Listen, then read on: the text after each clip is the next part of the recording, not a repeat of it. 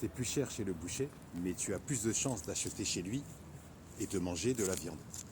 Il est difficile d'admettre que 4 ou 5 porcs puissent entrer, voire même composer une tranche de jambon.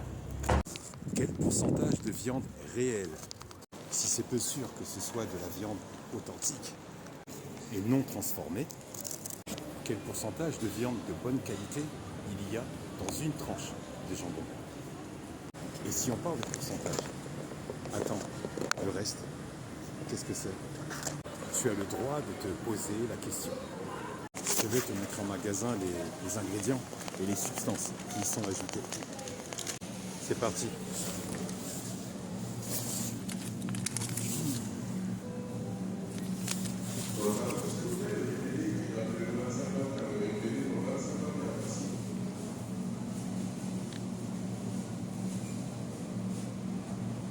Ok, ça c'est pour la première. On continue. On va regarder pour celle-là ce que ça donne.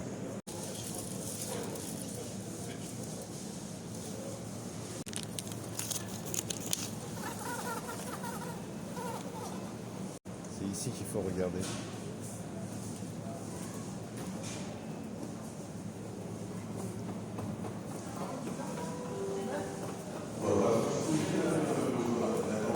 Ok. Et celui-là, tu verras qui est intéressant au niveau de la composition. Juste là.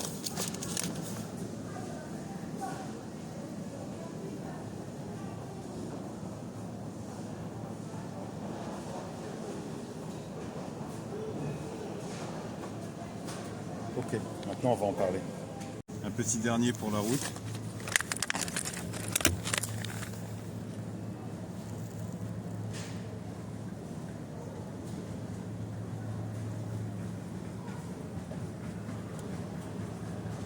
Ok. Le jambon en tranche industrielle, ce héros méconnu inséré aussi dans les sandwichs. Bien nombreux sont ceux qui ont essayé de te faire croire que le pourcentage de viande dans le jambon industriel peut varier et qu'il se situe, selon les industriels, de 70 à 80%, soi-disant. Bon, ce sont eux qui te le disent.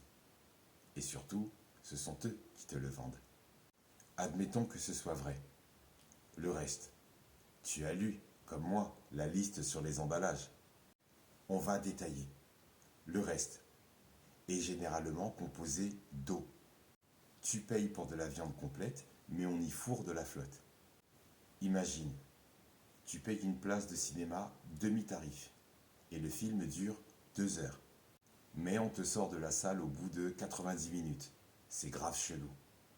Tout comme payer au prix fort 4 tranches de jambon. Alors qu'une partie, ce n'est pas de la viande, ce n'est pas du jambon. Elle coûte trop cher la flotte dans cette tranche. Et on y ajoute du sel, des conservateurs, d'autres ingrédients mystérieux qui pourraient faire rougir, voire même exciter un alchimiste en apprentissage. Tous ceux qui n'auraient pas suivi jusqu'au bout ou qui auraient décroché, je vous vois avec vos commentaires. Le premier article, ce n'est pas du jambon de porc, mais du jambon de dinde. Oui, c'est volontaire.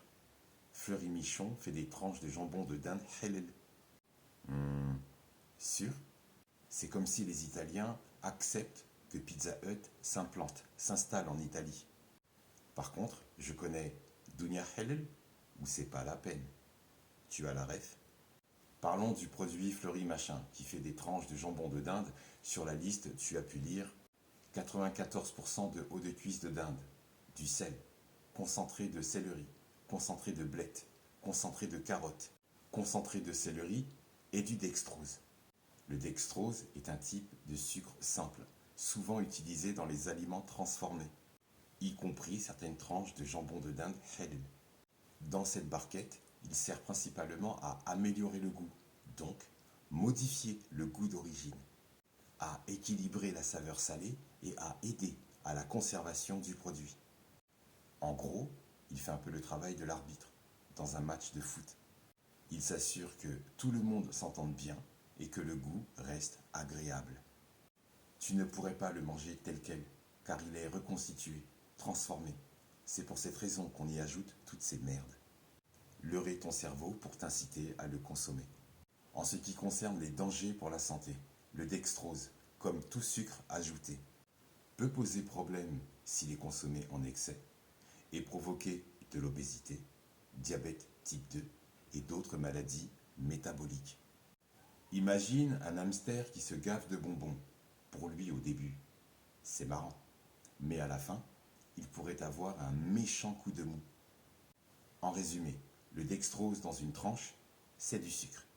Il est là pour le goût et la conservation et susciter à l'occasion une addiction pour le consommateur.